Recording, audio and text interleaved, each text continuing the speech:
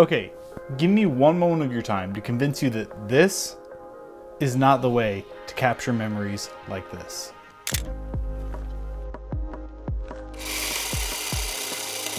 Hey guys, my name is Zach. I'm a videographer and photographer, but more importantly than that, I am a husband and a father. And I've been taking a lot more photos of my family recently, and there's a big reason why. And I think it's a reason that hopefully you can relate to as well. We all have these memories that we want to be able to remember when we're 80 years old. And a great way to do that is through photos. But I think there's a problem.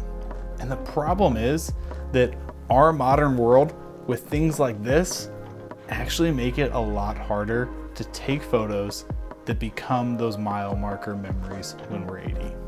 So since the iPhone came out, we've all been walking around with this camera in our pocket, and it's awesome. It's great to take quick photos, quick videos, things like that. We're able to store all of our photos on our phones, but I honestly think that's a problem because it's so easy for us to pull out our phone, click the photo button, and just start taking photos and snapping and snapping and snapping. And then we've got 20 photos of the same thing that just get lost in our storage. I think it's actually made the process of taking photos a lot easier, but that's made the process of making memories and capturing memories a lot harder. You know, back when we were kids, our parents didn't necessarily have a camera with them all the time. And if they did, it definitely wasn't on their phone. If our parents wanted to take photos, they had to carry with them an actual camera. They had to carry something like this, right? That, you know, you stick some film in, you've got a certain amount of photos that you can take, you've got a fixed aperture, you've got a fixed focal length, and all these different camera photography things, right? They had to carry around something like this. And I think that created more moments that are forever memorialized in photos and that we look back at with joy and excitement, and it creates this sense of nostalgia in us. I think that was something that was special. Having a camera with you all the time. And I think what was really, really important about it, I think why we have all these photos from when we were kids that are just so special to us, is because our parents were intentional. And I think that's the key. I think intentionality is the key to taking photos that we will remember when we're 80. Taking photos that will bring back all of those memories, that'll bring back all that nostalgia, they'll mark these milestone moments in our life. So I want to share a couple ideas that I have that I've been putting into practice in my own life to record these milestone moments, to take pictures with intentionality that when I'm 80, I will look back at with joy. And so I'm gonna share those quick tips with you. The first one, and you might be able to guess by my tone at the beginning of this video, is don't use your iPhone. It's just too easy to take a photo. The whole point of intentionality in taking photos is that you need to be intentional. And it's just way too easy to go into autopilot mode, to hit, you know, the camera button and start snapping away. There's nothing intentional about it. So don't use your phone for that reason. It's too easy. The other reason is your photos get lost in the scramble of your giant photo library. I mean, when you have a huge library of photos that you don't ever scroll through, that's how memories are going to get missed. That's how photos are going to get lost. So my first tip is don't use your iPhone. Instead, get a camera that is intentionally and specifically for the process of capturing family moments. About 6 months ago, I came across this. This is the Fujifilm X100F. And this is my everyday carry camera. This is what I use to take all of these photos that you've been seeing on the screen. This I take with me everywhere, and every day I'm taking photos of my family with it. Now, you don't have to get this camera or a camera like this, but my whole point in telling you this is that you need to be intentional with what you're using. Get a camera that will intentionally and specifically be for taking family photos. That's my first tip.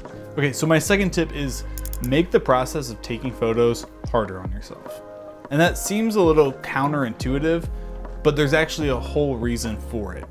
So what I mean by that is, get a camera that you have to change the settings manually on. Get a camera that has a fixed focal length.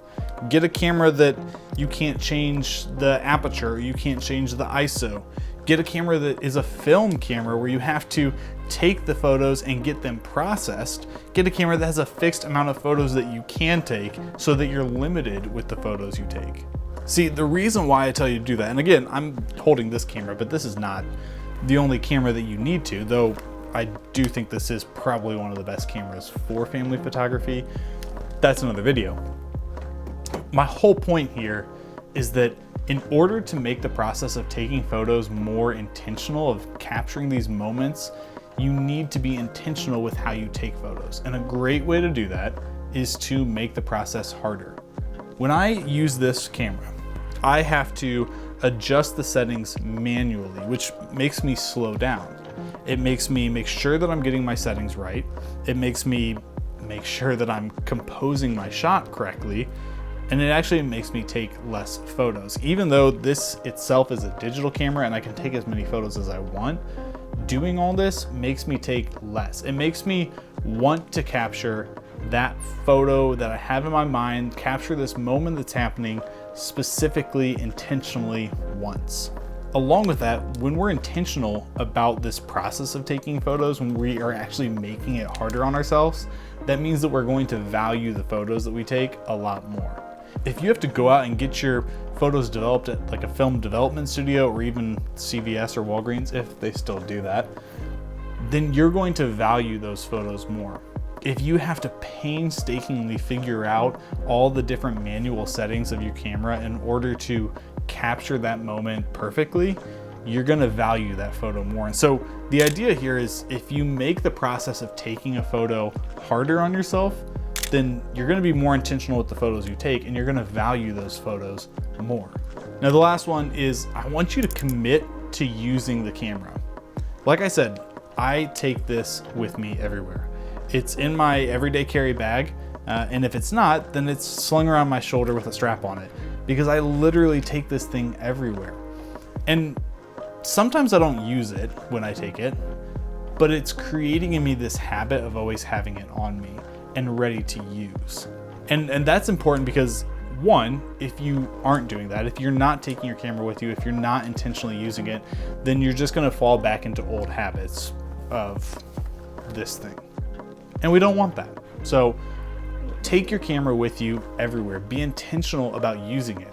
At the same time, if you're gonna invest money in a camera like this that has a specific purpose, then you wanna get your money's worth out of it. So use it. The photos that you take today of your kids, of your family, of your pets, whatever it is, are gonna be the photos that you look back on when you're 80. They're gonna be these moments that you can relive, almost like going back in time. And even more than that, and I think this is one of the things that's so important to me, is that when you take photos today of your family, of yourself, you're kind of leaving a legacy for your generations that follow. I've got a couple photos of my great-grandparents who I never knew, but I've got these very few photos that I can look at and it's just a still shot. It's just a short one moment in time image of them, but I get to see what's going on in their life in that one moment. And just from that, I can learn a lot. And so when you think about the photos that you're taking now, imagine your great-grandkids or your great-grandkid, your great-great-grandkids looking at these photos and being able to get a little bit of an idea of who you were. Even if it's just having these photos for your grandkids or your kids and allowing them to get glimpses to who you are when they were young. I mean, to me, the process of taking photos that you'll remember, that will be passed down like a family legacy, is so important. And that's why I'm making this video, because I think that way too many of us are missing out on this opportunity, missing out on the opportunity to take photos of moments that we want to remember, because the process of taking photos has just become way too easy with iPhones. So that's my encouragement. Go out, get yourself a camera that you'll be intentional about using, that isn't an iPhone, and that you make the process of taking photos harder.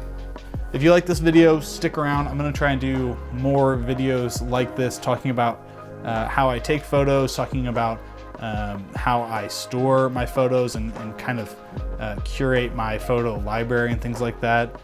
Subscribe. If you like this video, please give it a thumbs up, share it with someone.